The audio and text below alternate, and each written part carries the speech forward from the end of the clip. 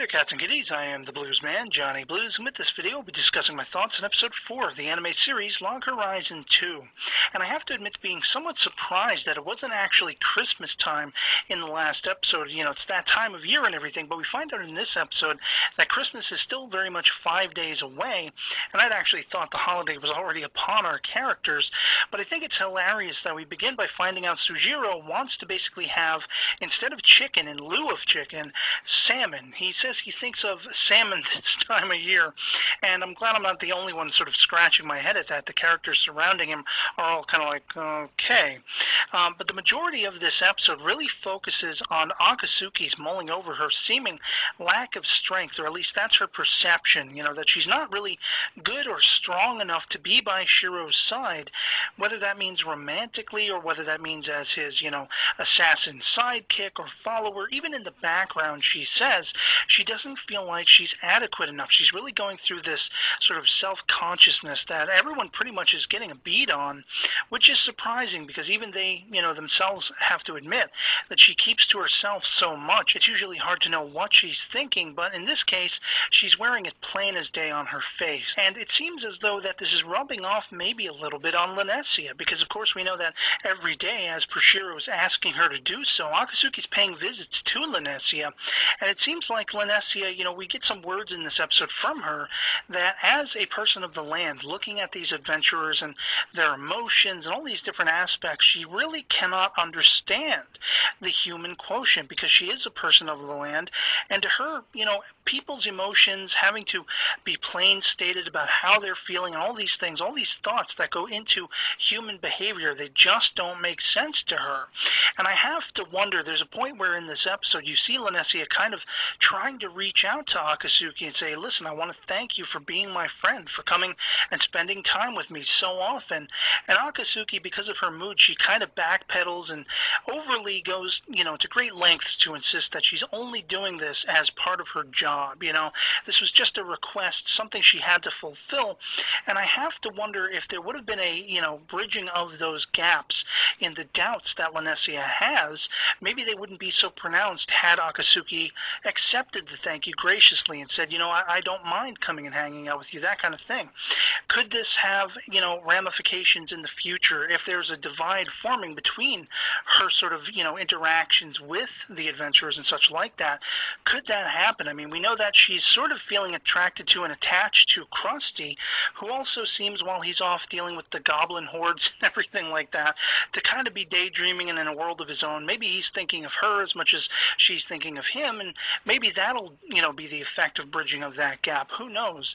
As it happens, you know, basically Krusty's crew has some time yet before they're going to be able to return and all that kind of stuff. So it's going to be interesting to see if anything plays out along those lines between those characters.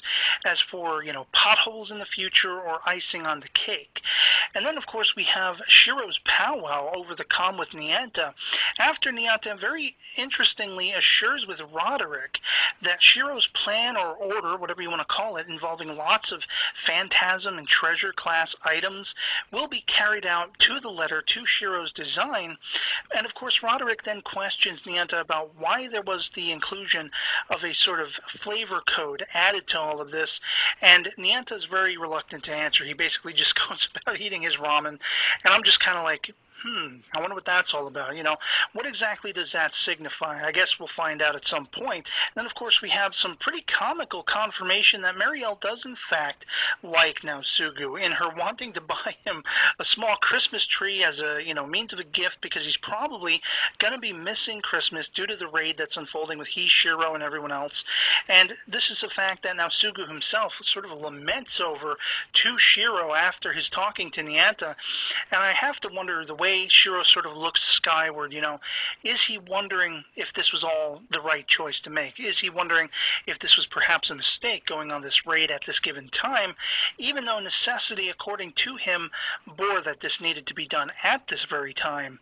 And then, of course, we have this great revelation toward the end of the episode, which all revolves around sort of stemming off from, I should say, Akatsuki's lack of self-confidence, which leads her to wander around and watch this studying trainees from each of the other guilds fighting each other and testing their prowess to see if they can either possess or wield the much mythical teachings that were brought up the last couple of episodes. You know, Shiro has basically said this is something that exists. There's a question mark as to what exactly they are, if they do in fact exist at all.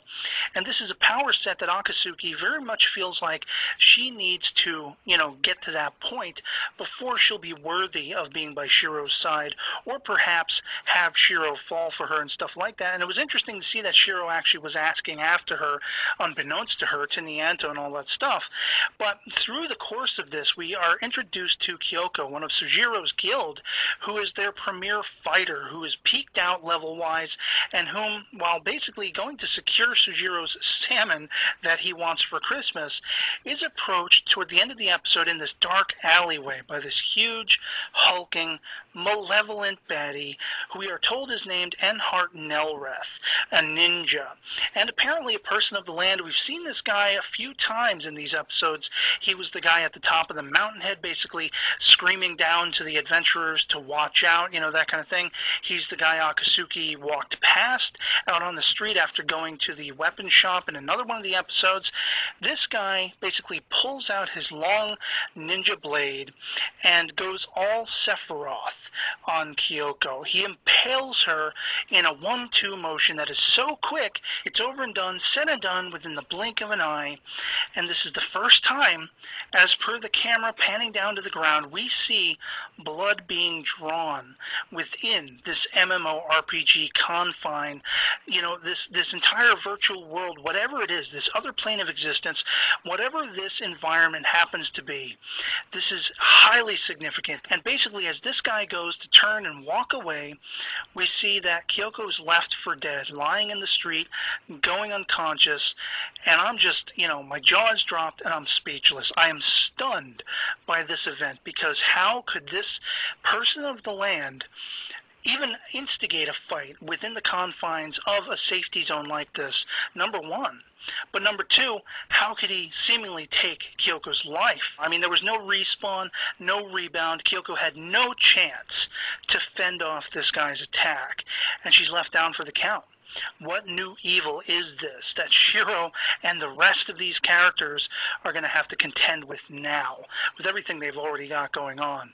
So yeah, incredible ending to this episode, and a lot of pathos and sort of relatability going on with Akatsuki all throughout. But I swear to God, that was one hell of a cliffhanger, and I'm just going to be mind blown until the next episode to see where we go from here, whether Kyoko dies, whether they get to her in time, how are they going to contend with this?